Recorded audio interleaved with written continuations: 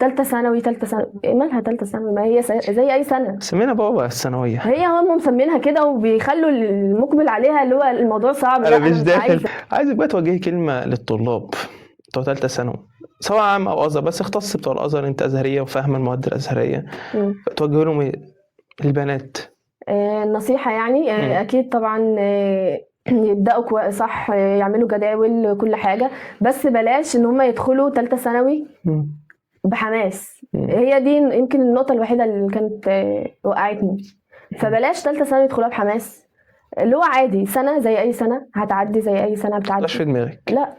وطبعا يعني كلام الناس طبعا وكلام اللي حواليك كله يفضل يقول ثالثه ثانوي ثالثه ثانوي، إيه مالها ثالثه ثانوي؟ ما هي زي اي سنه. سمينا بابا الثانويه. هي هم مسمينها كده وبيخلوا المقبل عليها اللي هو الموضوع صعب. انا مش داخل ثالث. حتى هو ساعات بيبقى شاطر وكل حاجه ومتفوق بقيه السنين، بس بيخاف يجي عند ثالثه ثانوي الموضوع معاه بيتقلب خالص. طب ليه؟ ليه يعني؟ عندك كلمه حلوه قولها، ما عندكش خلاص.